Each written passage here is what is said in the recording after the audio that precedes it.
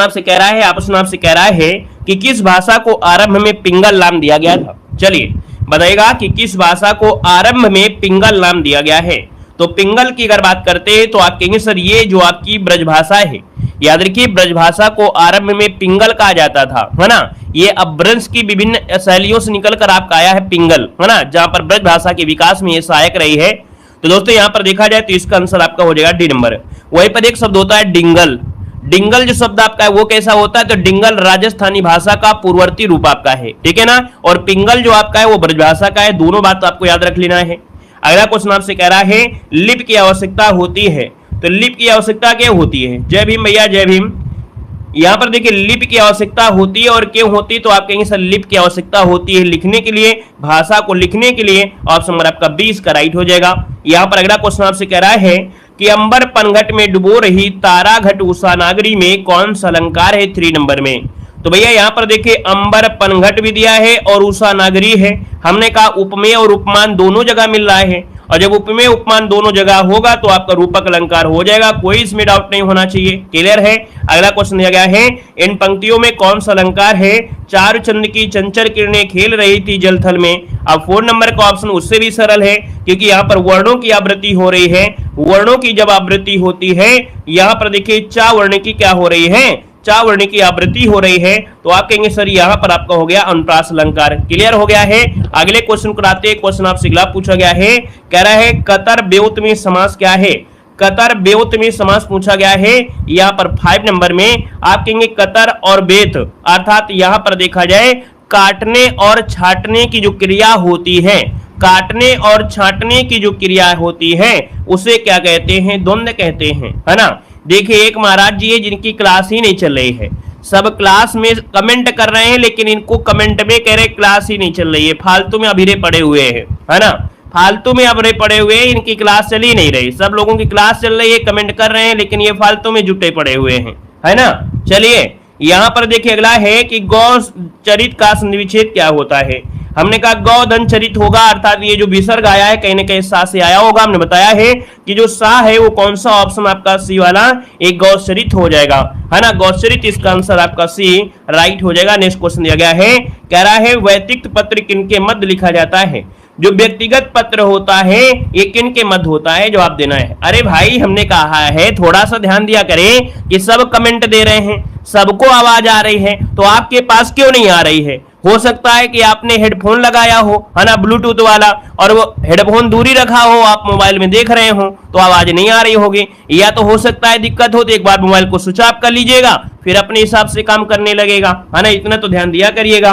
यहाँ पर देखो व्यक्तिगत पत्र जो होता है ये लिखा जाता है जो सगे संबंधी रिश्तेदार भाई बहन निमंत्रण ये सब होते हैं, तो आपका जवाब हो जाएगा यहाँ पर सी नंबर हो जाएगा। अगला क्वेश्चन आपसे कह रहा है कि कुर्सी पर मास्टर जी बैठे, इस वाक्य में कुर्सी शब्द किस कारक में है।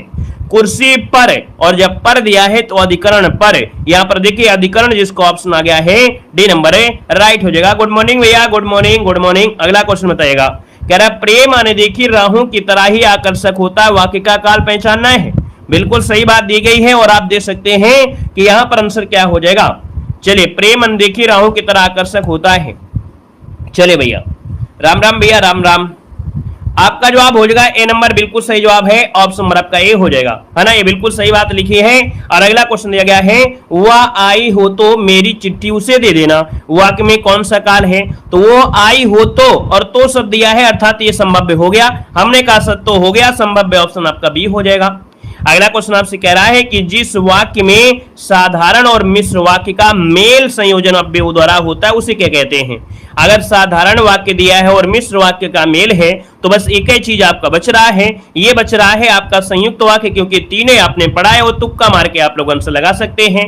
अगला दिया गया है कि माँ ने पिताजी से सामान मंगवाया, यहाँ पर क्रिया का कौन सा रूप है, मंगवाया है, तो क्या कहेंगे सर इसमें जो ऑप्शन होगा वो डी होगा, प्रेरणार्थक क्रिया। जब भी कभी कोई व्यक्ति किसी से सामान मंगवाए या मतलब किसी को ऑर्डर देता है तो एक प्रकार से प्रेरणा होती है। प्रेरणार्थक क्रिया 2 प्रकार की होती है। अगला दिया है महादेवी वर्मा को ज्ञानपीठ पुरस्कार जो किस कृति पर मिला था। 13 नंबर दिया है कि महादेवी वर्मा को ज्ञानपीठ पुरस्कार किस कृति पर मिला। आप कहेंगे सर यहाँ पर देखा जाए तो आपका गया जवाब हो जाएगा सी नंबर यामा, है ना, यामा जिसका ऑप्शन आ गया है बिल्कुल सही हो जाएगा, यामा 1982। Very good. अगला क्वेश्चन बताइएगा, कह रहा है अब आप चल सकते हैं। यहाँ पर जो आपकी वृत्ति है वो आपकी कैसी है, अब आप चल सकते हैं, आपके अंदर सामर्थ्य आ गई है, आपके अंदर सामर्थ्य आ गई है चलने की, तो आप कहेंगे सर ये सामर्थ्य सूचक है। क्या है? सामर्थ्य सूचक है, क्योंकि आपके अंदर क्षमता आ गई है, आपके अंदर क्षमता आने की वजह से, अर्थात ये सामर्थ्य हो गया है, याद रखिएगा। अगला दिया गया है स्थावर। स्थावर मतलब स्थित, तो इसका मतलब हो गया चलायमान, तो स्थावर का विलोम होता है यहाँ पर आपका डी नंबर जंगम होता है, जंगम जो कि चलायमान होता है। क्लियर है। अगला दिया गया है शिव का अर्थ नहीं है।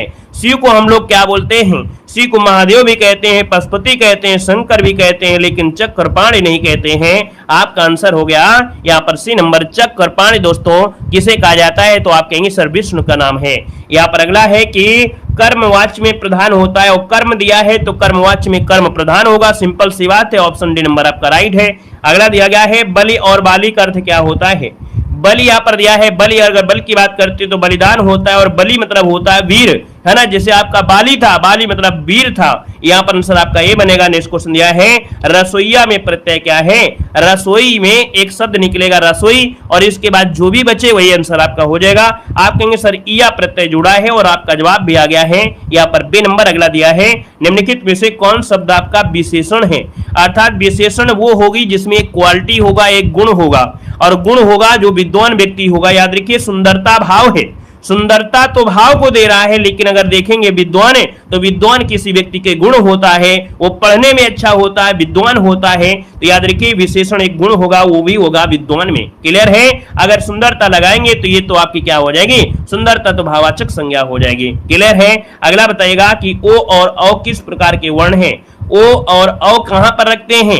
इनका स्थान कहां पर निश्चित किया गया है? इनका स्थान जो निश्चित किया गया है साथियों, ये आपके कंठोष्ठ में निश्चित किया गया है। आंसर नंबर आपका हो जाएगा डी नंबर ए, राइट हो जाएगा दोस्तों, याद रखिएगा, है ना। कंठ और जीभ और ओष्ठ के स्पर्श से बोले जाने वाले वर्णों को बोलते हैं यहाँ पर कंठोष्ठ कहते हैं। क्लियर है। अगला क्वेश्चन यहाँ पर दिया गया है, आपसे कह रहा है दो व्यंजन एक साथ मिलते हैं तो क्या कहलाते हैं, बताना है। आपका जवाब इनमें से क्या हो जाएगा? चलिए 35 वर्ड प्रति मिनट आई है, बहुत अच्छी बात है, लेकिन हिंदी में भी ऐसे ही आपको आना चाहिए। देखो ये दो व्यंजन जब एक साथ मिलते हैं तो आप कहेंगे सर 22 नंबर का ऑप्शन क्या किया जाए? तो यहाँ पर क्या है, सिंपल सी बात है भैया, संयुक्त व्यंजन हो जाएगा, क्योंकि व्यंजन है तो दो जोड़ा गया है, दो जोड़ा गया तो संयुक्त हो गया है। काकल्य वर्ण पूरे वर्णमाला में, काकल्य वर्ण पूरे वर्णमाला में अर्थात 52 वर्णों में से एक ही होता है, ये होता है आपका हा, जिसमें हकार ध्वनि निकलती है ना। आपका जो आंसर है यहाँ पर आपका सी नंबर ए, राइट हो जाएगा। अगला क्वेश्चन आपसे दिया गया है और आपसे कह रहा है आंधी आवे बैठ गवावे, इस लोकोक्ति का अर्थ में से क्या होगा? आंधी आवे बैठ गवावे, यहाँ पर 24 नंबर है, तो आप कहेंगे सर 24 का ऑप्शन हो जाएगा विपरीत स्थिति में उपयुक्त समय आने का इंतजार करना।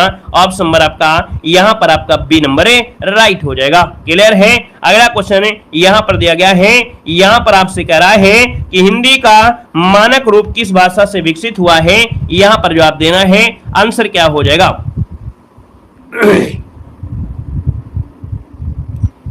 चलिए देखा जाए तो आपका जो आंसर आ गया है यहाँ पर 25 नंबर में, और 25 को ऑप्शन बनेगा ए नंबर, याद रखिए खड़ी बोली। हिंदी का मानक रूप जो आपका है